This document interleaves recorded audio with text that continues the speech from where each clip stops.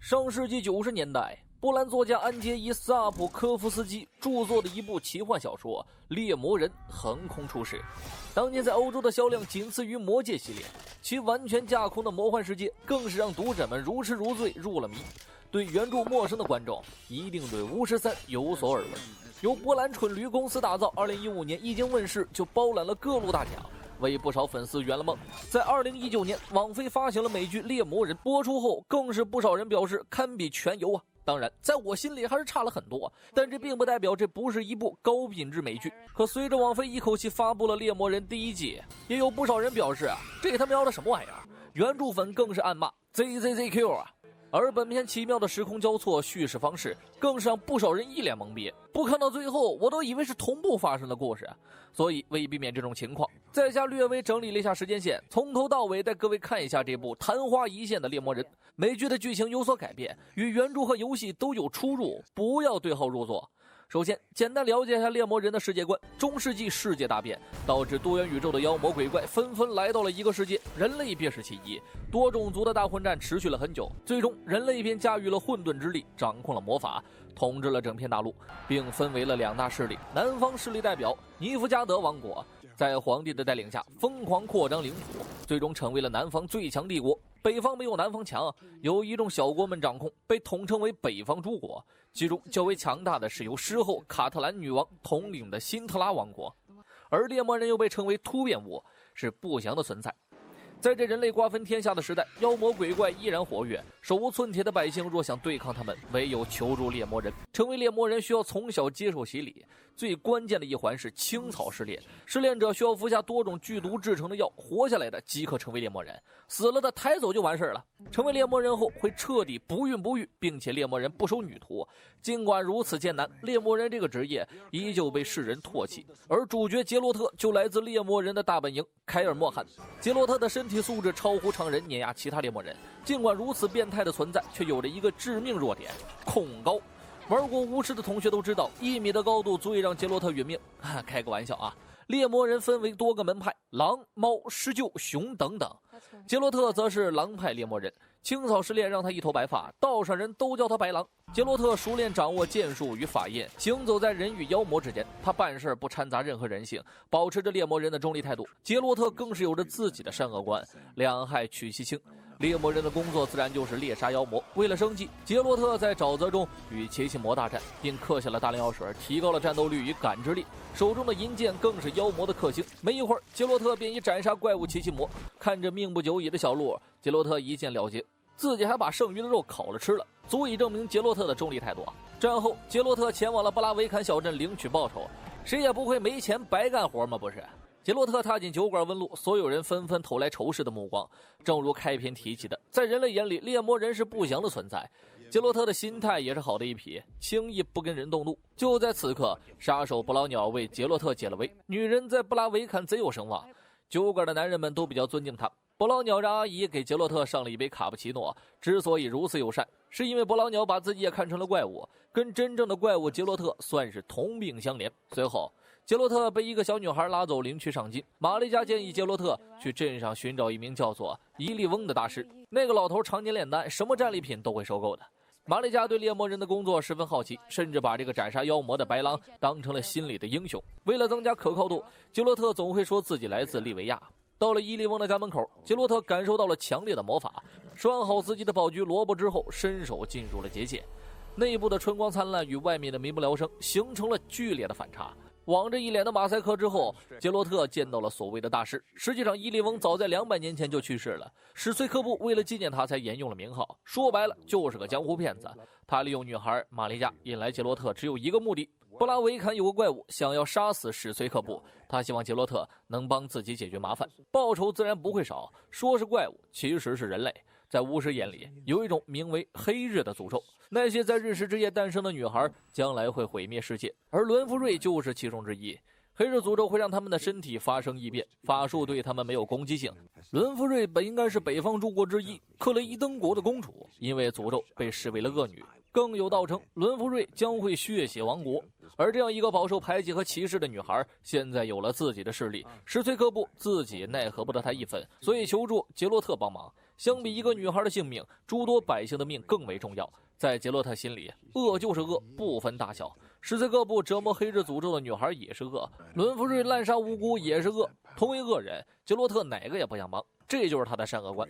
离开布拉维坎的丛林中，捕捞鸟找上了杰洛特，原来他就是伦福瑞。伦福瑞知道史崔克部的计划，他也说出了自己的故事。曾为公主的他被史崔克部抓走，史崔克部的手下强暴了他，因此伦福瑞捡了一条命。自失身那天起，她便不再是公主，只为生存下去。为了不被杀而去杀，为了不饿而去偷。伦福瑞发誓要找史崔克部报仇，他自然希望得到杰洛特的帮助。说他是怪物嘛，嫉恶如仇并不代表邪恶，所有人也把杰洛特当成了怪物，去攻击他、辱骂他。但杰洛特从来没有想过杀死所有人，因为那样的话，自己就成了他们口中的怪物。可还是那句话，大恶小恶即是恶。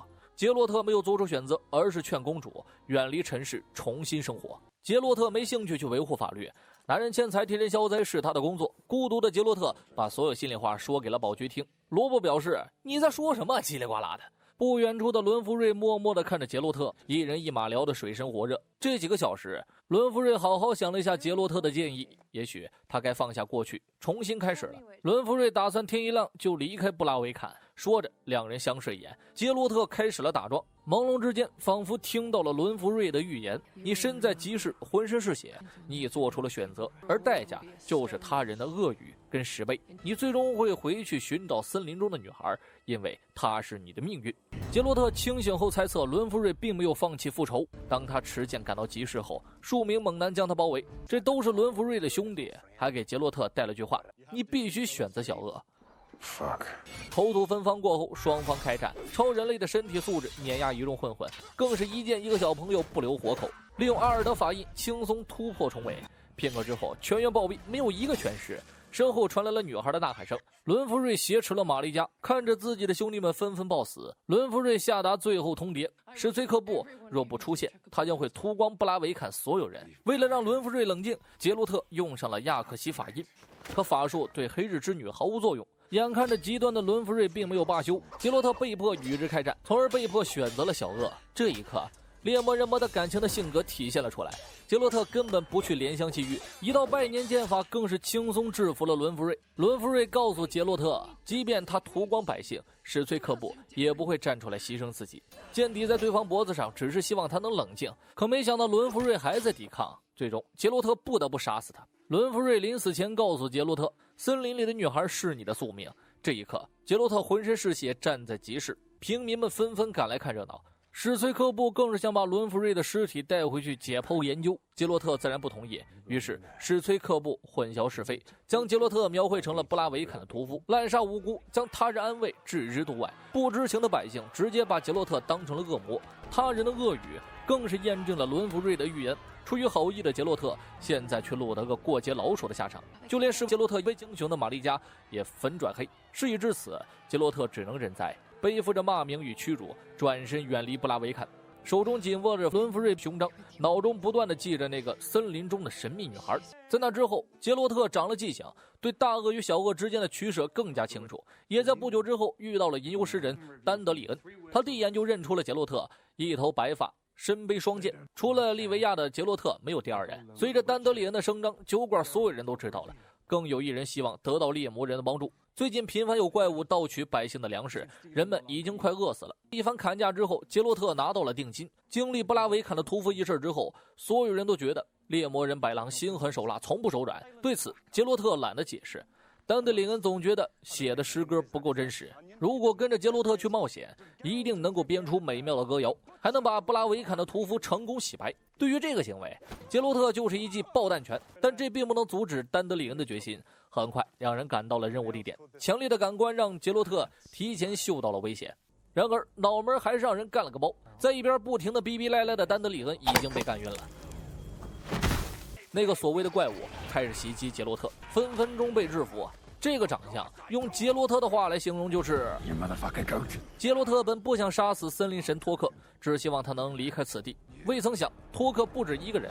偷袭之后，杰洛特两人被活捉。实际上，托克偷粮食是为了援助精灵。战乱之后，精灵失去了家园，几乎要从世界上灭绝。精灵王带着为数不多的子民逃到此地，他们不仅殴打了人类杰洛特，还折断了丹德里恩的琴。猎魔人并不是真正意义上的人类，他们本是人，却因为变异而不是人。这群精灵痛恨人类，在杰洛特的眼里就是小物，不管怎么选择，结局都会伤害到自己。即便是杀掉了眼前这2个人类，也改变不了精灵一族的现状，反而会引火烧身。杰洛特希望他们远离人世，找个地方重建家园，证明给人类看，精灵依旧强大。包括托克在内，他们都感觉杰洛特和其他人类不一样，杰洛特更是像另外一种存在的怪物，不断去尝试人间的生活。最终精灵王选择重建家园，杰洛特也把仅有的赏金给了他们，精灵王也把自己的鲁特琴赠给了丹德里恩。与杰洛特这一段经历让丹德里恩灵感喷发，一首洗脑的歌曲油然而生。至此杰洛特的旅程才刚刚开始。我们猎魔人下期见。